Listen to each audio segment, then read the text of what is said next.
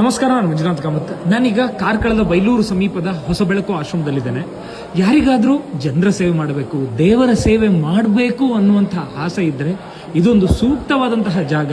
ಇಲ್ಲಿ 180 ಜನ ಅನಾಥರು ಮಕ್ಕಳು ಇಲ್ಲಿದ್ದಾರೆ. ಬನ್ನಿ, ಇದರ ಮುಖ್ಯಸ್ಥರು ಅಥವಾ ಇದನ್ನ ನೋಡ್ಕೊಳ್ಳೋರು 180 ಜನರನ್ನ ನೋಡ್ಕೊಳ್ಳುವಂಥದ್ದು ಸುಲಭದ ಕೆಲಸ ಅಲ್ಲ. ಸೊ ಇದರ ಸಂಪೂರ್ಣ ಜವಾಬ್ದಾರಿಯನ್ನ ಈಗ ನೋಡ್ಕೊಳ್ಳೋರು ತನ್ನುಲಾ ತರುಣ್. ನಮಸ್ಕಾರ ಮೇಡಮ್. ಇಲ್ಲಿ ಬಂದು 180 ಜನ ಇದ್ದಾರೆ. ಈಗ ಎಲ್ಲ ಅವರವರದ್ದೇ ಆದ ಒಂದು ವೇಲ್ ಇದ್ದಾರೆ. ಹೀಗೆ ನೋಡ್ಲಿಕ್ಕೆ ಹೋದ್ರೆ ಇಲ್ಲಿ ಎಲ್ಲರೂ ಇರೋದು ಸೈಕೆಟ್ರಿ, ಎಲ್ಲ ತರ ಜನರಿದ್ದಾರೆ. ಹಾಗೆ ಇವರು ರೀಸೆಂಟ್ ಆಗಿ ಬಂದಿರೋರು, ಇವ್ರ ಕಾಲೆಲ್ಲ ಫುಲ್ ಕೊಳ್ತಿತ್ತು ಇಲ್ಲಿ ಬರುವಾಗ. ಸೊ ಇವರನ್ನ ಮಳೆಯಲ್ಲಿ ನೆಂತ ಬರ್ತಾ ಇದ್ರು ಅವರು. ಸೊ ಇವ್ರದ್ದೊಂದು ವಿಷಯ, ಇವರು ಸಹಿತ ಕುಂದಾಪುರದ ಹತ್ರ ಒಂದು ಪ್ಲೇಸ್ ಅಲ್ಲಿ ಬಸ್ ಸ್ಟ್ಯಾಂಡ್ ಅಲ್ಲಿ ಇವರನ್ನ ಬಿಟ್ಟು ಹೋಗಿದ್ರು. ಇವರು ಬ್ಯಾಕ್ ಸೈಡ್ ಅಲ್ಲಿ ತುಂಬಾ ದೊಡ್ಡದು ಒಂದು ಗಾಯ ಇತ್ತು. ಸೊ ಅದ್ರ ಮೇಲೆ 4 ಜನ ಇವರನ್ನ ಎತ್ಕೊಂಡು ಬಂದ್ರು. ಇವರಂತೂ ಒಂದು ಕಾರವಾರದಿಂದ ಈಶ್ವರ್ ಮಲ್ಪೆ ಅವರು ತಂದು ಬಿಟ್ಟಿದ್ರು. ಇವರು ರೋಡಲ್ಲಿ ಸಗಣಿಯನ್ನ ತಿಂತಾ ಇದ್ರು, ಡ್ರೈ ಆಗಿರೋದು ರೋಡ್ ಸೈಡ್ ಅಲ್ಲಿ. ಇವರು ನಮ್ಮ ಭಟ್ರು ಕೃಷ್ಣ ಮಠದಲ್ಲಿ ನಮ್ಗೆ ಸಿಕ್ಕಿರೋದು, ಅಲ್ಲಿಂದ ಇಲ್ಲಿವರೆಗೆ ಬಂದಿರೋದು. ಒಳ್ಳೆ ಜಾಬ್ ಅಲ್ಲಿ ಇದ್ರು. ಸೊ ಇವ್ರು ಸಹಿತ ನಮ್ಮ ಆಶ್ರಮದಲ್ಲಿ ಇವಾಗ ಒಳ್ಳೆದಾಗಿದ್ದಾರೆ. ನೊಂದವರ ಬಾಳಿಗೆ ಇದೊಂದು paradise. there's no doubt about it. Absolutely. She is our Mother Teresa, Amma. Doing wonderful job. In fact, 24/7 she is at our service. ಈ ಬಿಲ್ಡಿಂಗು ಓಕೆ, ರವಿ ಪಾಣರ್ ಅವರು ಜಾಗ ಕೊಟ್ಟರು. ಈ CSR ಮತ್ತು ಸ್ವಲ್ಪ ಜನರದ ಆಧಾರದ ಮೇಲೆ ನಮ್ಗೆ ಇದನ್ನ ನಾವು ಬಿಲ್ಡಿಂಗ್ ಕಟ್ಟಲಿಕ್ಕೆ ಸಕ್ಸಸ್ ಆಯ್ತು. ಹಾಗೆ ಇಲ್ಲಿ ಇವರು ಸಹಿತ ಕಟ್ಪಾಡಿಯಲ್ಲಿ ಸಿಕ್ಕಿರೋದು. ಒಂದು ದಿನ ಹೆಚ್ಚು ಕಡಿಮೆ ಆದ್ರೂ ಇವರು ಸಾಯ್ತೀನಿ ಅಂತ ಹೋದವರು. ಇವರು ಇಲ್ಲಿ ಬಂದಿಲ್ಲ ಅಂದ್ರೆ ನೆಕ್ಸ್ಟ್ ಡೇ ಬ್ರಿಡ್ಜ್ ಇಂದ ಕೆಳಗಡೆ ಬೀಳಕ್ಕೆ ರೆಡಿ ಆಗಿದ್ರು. ಹಾಗೆ ಇಲ್ಲಿ ಕಾಟ್ ಇವರು ನಿತ್ಯ ಅವರು ಕೊಟ್ಟರು ನಮ್ಗೆ. ಹಾಗೆ ಗುರುಪ್ರಸಾದ್ ಹಾಸ್ಪಿಟಲ್ ಇಂದ ಒಂದು ಸ್ವಲ್ಪ ಬಂತು. ಈಗ ಜಾಗ ರವಿ ಪಾಣರ್ ಅವರು ದಾನ ಮಾಡಿದ್ರು. ಅದೇ ರೀತಿ ಕಟ್ಟಡಗಳಿಗೆ ಒಂದಷ್ಟು ಹಣ ನಮ್ಮ ಗೋಕರ್ಣ ಭರ್ತಗಾಳಿ ಮಠದವರು ಕೂಡ ಒಂದಷ್ಟು ದಾನವನ್ನು ನೀಡಿದ್ದಾರೆ. ಸೊ ಈಗ ನಿಮ್ಗೆ ನಿಜಕ್ಕೂ ಅಗತ್ಯವಾಗಿರುವಂತಹದ್ದು ಮೈನ್ ಆಗಿ ದಿನಸಿ, ಪ್ರತಿ ದಿನದ ಊಟ, ಅದ್ರ ಬಗ್ಗೆನೂ ಕೂಡ ಮಾತಾಡೋಣ. ಆದ್ರೆ ಈ ಕೋಣೆಗೆ ಬಂದಿರೋದ್ರಿಂದ ಸೊ ಇಲ್ಲಿ ಪ್ರತಿ ಎಲ್ರಿಗೂ ಕೂಡ ಇದಿಲ್ಲ, ಹಾಸಿಗೆ ಅಂತ ಇಲ್ಲ. ಸೊ ಯಾರಾದ್ರೂ ಕೊಡುವವರು ಈ ರೀತಿ ತುಂಬಾ ಜನ ಕೊಡ್ಲಿಕ್ಕೆ ಬಯಸ್ತಾರೆ, ಬಟ್ ಎಲ್ಲಿ ಕೊಡೋದು ಅಂತ ಗೊತ್ತಿರಲ್ಲ. ಸೊ ಅಂತವರು ದಯವಿಟ್ಟು ಗಮನಿಸಿ, ಹೊಸ ಬೆಳಕಿನ ಈ ಆಶ್ರಮ 180 ಜನ ಇದ್ದಾರೆ. ಯಾರಾದ್ರೂ ಬೆಡ್ ಗಳನ್ನ ಕೊಡೋದು ಅಂತ ಆದ್ರೆ ಬೆಡ್ ಅನ್ನೇ ಕೊಡ್ಬೋದು, ಅಥವಾ ಒಂದಷ್ಟು ಹಣವನ್ನು ಕೂಡ ಕೊಟ್ಟು ಸೊ ಅವರು ಕೂಡ ಖರೀದಿಸುವ ಹಾಗೆ ನೀವು ಮಾಡಬಹುದು.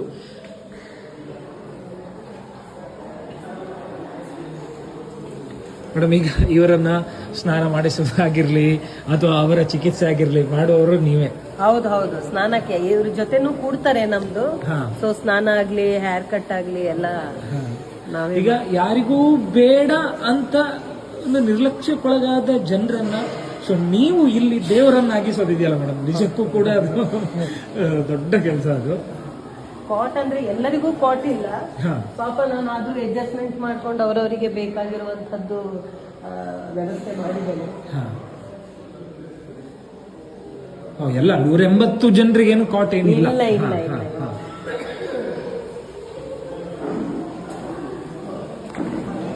ಇಲ್ಲಿ ಮಕ್ಕಳು ಕೂಡ ಇದ್ದಾರೆ ಮೇಡಮ್? ಮಕ್ಕಳು ಅಂದ್ರೆ ಸಿಂಗಲ್ ಪೇರೆಂಟ್ಸ್ ಮಕ್ಕಳು. ಸೊ ಹಾಗೆ ಇದ್ದಾರೆ, ಓದ್ತಾ ಇದ್ದಾರೆ ಎಲ್ಲ ಸ್ಕೂಲಲ್ಲಿ. ಮೇಡಮ್, ಇಲ್ಲಿಗ ಆಹಾರದ ಇದು ಹೇಗೆ ಅಂದ್ರೆ ಎಷ್ಟು ದಿನಸಿ ಎಷ್ಟು ಬೇಕು ಇದಾಗತ್ತೆ? ಅಂದ್ರೆ ಇಲ್ಲಿಗೆ ಟೋಟಲಿ ಹಿಡಿಬೇಕು ಅಂತ ಹೇಳಿದ್ರೆ ಬ್ರೇಕ್ಫಾಸ್ಟ್ ಇಂದ ಇಲ್ಲಿಗೆ ಹಿಡಿದು 50 kg ಬೇಕೇ ಬೇಕು. ಪುಳಿಯೋಗರೆ ಅಥವಾ ರೈಸ್ ಬಾತ್ ಮಾಡ್ಲಿಕ್ಕೆ, ಎಲ್ಲ ಮಾಡ್ಲಿಕ್ಕೆ ಟೋಟಲಿ ಸೇರಿ. ಜನ ಜಾಸ್ತಿ ಆಗಿರೋದ್ರಿಂದ ದಿನಾಲ್ ಊಟಕ್ಕಂತೂ 30 kg ಬೇಕೇ ಬೇಕು. ಅವಲಕ್ಕಿ ಅಂತೂ 30 kg ಬೇಕು. ರವೆ ಒಂದು 25 kg ಬೇಕು. ಸೊ ಹಾಗಾಗಿ ಎಲ್ಲದೂ ಕ್ವಾಂಟಿಟಿ ಬೇಸಲ್ಲೇ ಬೇಕು. ಯಾಕಂತ ಹೇಳಿದ್ರೆ ಒಂದು ಬೆಡ್ ರಿಡನ್ ಸೆಕ್ಷನ್ ಅವರು ಸಹಿತ ಇಲ್ಲಿ ಊಟ ಎಲ್ಲ ಒಳ್ಳೇದಿದೆ ಅವ್ರದ್ದು. ಊಟಕ್ಕೇನು ಇಲ್ಲಿ ಕಡಿಮೆ ಮಾಡೋದಿಲ್ಲ ನಾನು, ಅದು ಏನೇ ಆಗೋಗ್ಲಿ. ಹಾಗೆ ಊಟಕ್ಕೆ ಅವರಿಗೆ ಬೆಳಿಗ್ಗೆ, ಯಾಕಂದ್ರೆ ಇರೋದೇ ಬ್ರೇಕ್ಫಾಸ್ಟ್, ಊಟ ಮತ್ತು ಡಿನ್ನರ್.